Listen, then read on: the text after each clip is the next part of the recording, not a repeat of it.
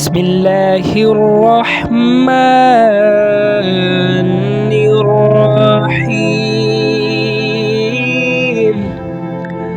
السلام علیکم ورحمۃ اللہ وبرکاتہ۔ ناظرین کرام، فرعون کے بارے میں تاثر عام ہے کہ شاید کسی مخصوص ظالم حکمران کا نام تھا، مگر حقیقت اس کے برعکس ہے۔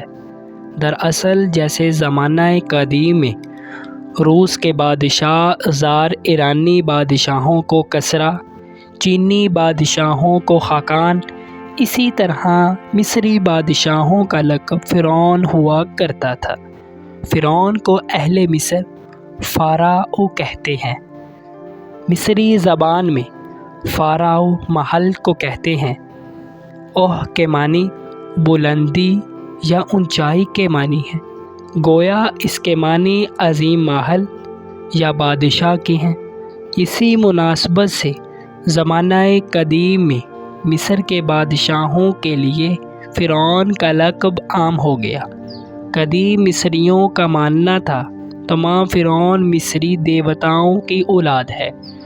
قرآن کریم میں فرعون کا ذکر بنی اسرائیل کے واقعہ میں آتا ہے۔ فرعون کا تکبر، رعونت اور سرکشی تاریخ میں بدنام ہے۔ حضرت موسیٰ علیہ السلام نے فرعون کو اپنی نبوت کی نشانیاں دکھائیں تو اس نے اسے ماننے سے انکار کر دیا۔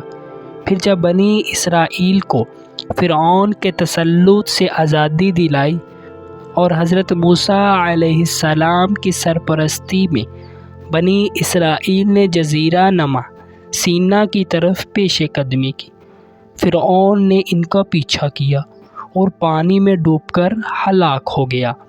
وہ اللہ رب العزت کے عذاب سے نہ بچ سکا۔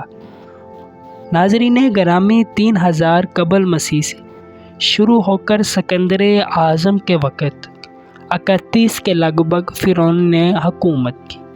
سب سے آخری خاندان فارس کی شہنشاہی کا تھا، جو 332 قبل مسیح میں سکندر اعظم کے وقت 31 کے لگ بھگ فرعون پر حکومت کرتے رہے۔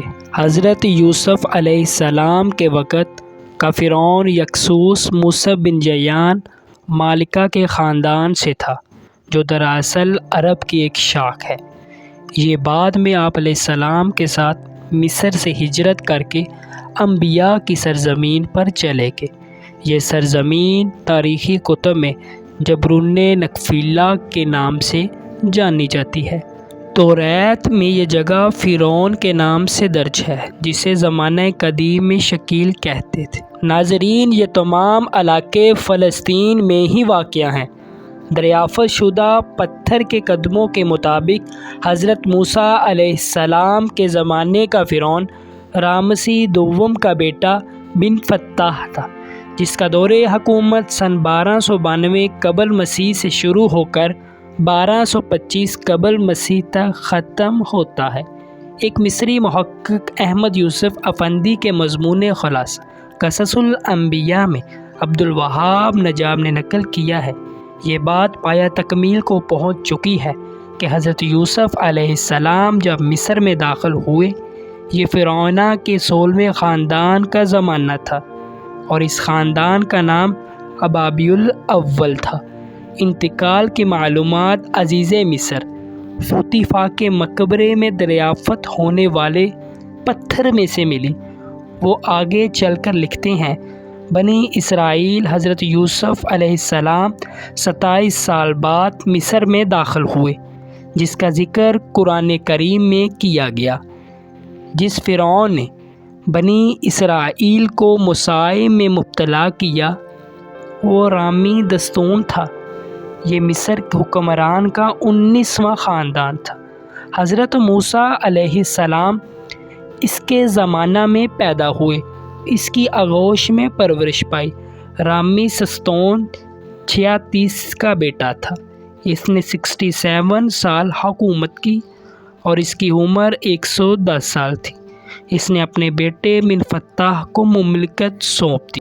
اس کی 150 اولادوں میں سے 13ویں نمبر پر تھا۔ ڈاکٹر غلام جیلانی اپنی ایک تحقیق میں لکھتے ہیں، مصر خدایوں کا آغاز 19ویں صدی میں ہوا اور فرعون کی لاش کی تصدیق سن 1907 میں ایک انگریز گرافٹن سمتھ نے کی۔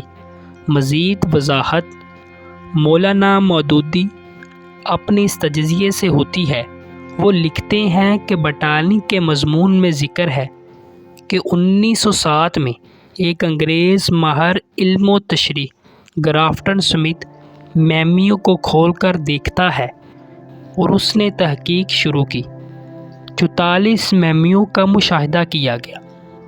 گولڈن سمتھ لکھتا ہے، سمتھ کو 1907 میں فتح کی لاش ملی۔ جب اس نے لاش کو کھولا، دیکھا اور دیکھ کر حیران ہوا۔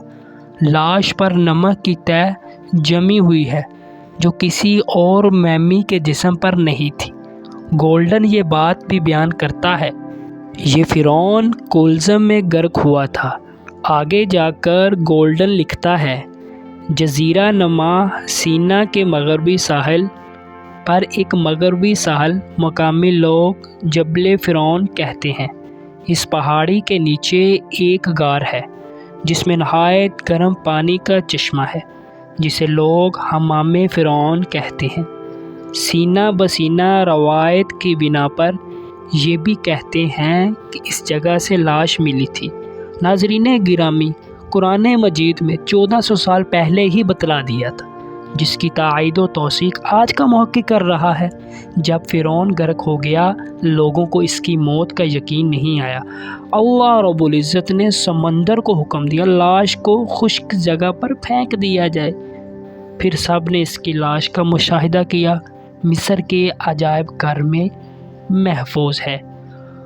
ناظرین گرامی، جو خدائی کے دعوے دار ہے، اللہ رب العزت نے اسے قیامت تک نشان عبرت بنا دیا، کیونکہ خدا کی ہی حکومت ہے اس دنیا میں۔ بادشاہوں اور سلطنت صرف اللہ رب العزت کی ہے۔ ناظرین گرامی، اگر آپ کو یہ ہماری ویڈیو اچھی لگی ہو تو کائنڈلی کمنٹ میں ضرور اظہار کیجیے گا اور اس ویڈیو کو لائک کر دیجیے۔